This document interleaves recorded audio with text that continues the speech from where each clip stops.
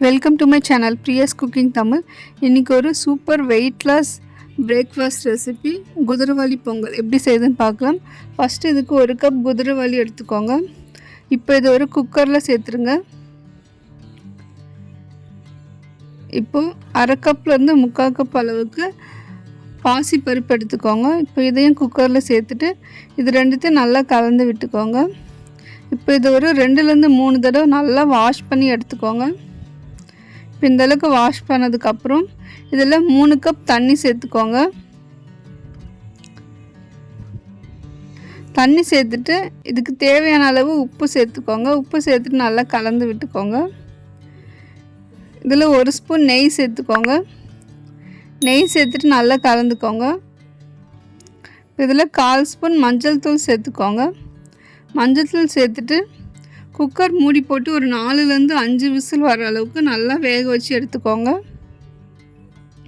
இப்போ ஒரு 5 விசில் வந்திருக்கு. இப்போ குதிரைவாலி பருப்பு எல்லாம் நல்லா குழைய வெந்து வந்திருக்கு. இப்போ இதை தனியாக எடுத்து வச்சுக்கோங்க. இப்போ இதுக்கு ஒரு தாளிப்பு கொடுத்துக்கலாம்.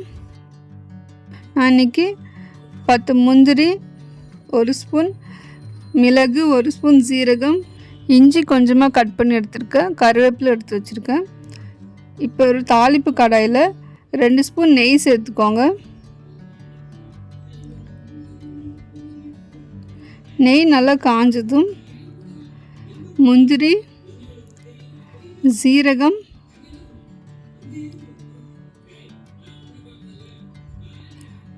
மிளகு இது எல்லாத்தையும் நல்லா பொரிய விட்டுருங்க.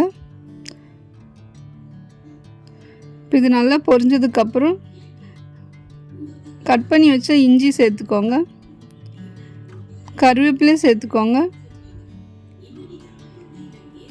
இப்போ இதை நல்லா பொரிஞ்சதுக்கப்புறம் இதில் கொஞ்சமாக பெருங்காயத்தூள் சேர்த்துக்கோங்க. பெருங்காயத்தூள் சேர்த்துட்டு நல்லா இந்த மாதிரி கலந்து விட்டுக்கோங்க. இப்போ பொங்கலுக்கு தேவையான தாளிப்பு ரெடி ஆகிடுச்சு. இப்போ இதை பொங்கலில் சேர்த்துக்கோங்க.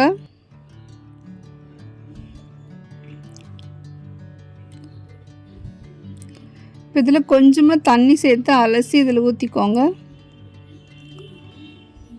இப்போ இதை நல்லா மிக்ஸ் பண்ணி விட்டுக்கோங்க.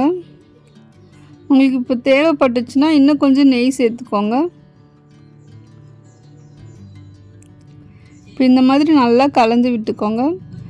ரொம்பவே டேஸ்டான அண்ட் ஹெல்த்தியான வெயிட் லாஸ் பிரேக்ஃபாஸ்ட் ரெசிபி குதிரைவாலி பொங்கல் ரெடி ஆயிடுச்சு. இப்போ இது ஒரு பிளேட்க்கு மாற்றிட்டு சர்வ் பண்ணிக்கோங்க. இதுக்கு சைட் டிஷ்ஷாக தேங்காய் சட்னி இல்லை சாம்பார் வச்சு சர்வ் பண்ணுங்கள். ரொம்பவே டேஸ்ட்டாக இருக்கும். குயிக்காக ஒரு 10 நிமிஷத்தில் செஞ்சு முடிச்சிடலாம். நீங்கள் வெயிட் லாஸ் பண்ணணும்னா இந்த ரெசிபியை கண்டிப்பாக ட்ரை பண்ணுங்கள். உங்களுக்கு இது வீடியோ பிடிச்சிருந்தா மறக்காமல் பிரியாஸ் குக்கிங் தமிழ் சேனலை சப்ஸ்கிரைப் பண்ணிவிட்டு லைக் பண்ணிவிடுங்க. தேங்க்யூ.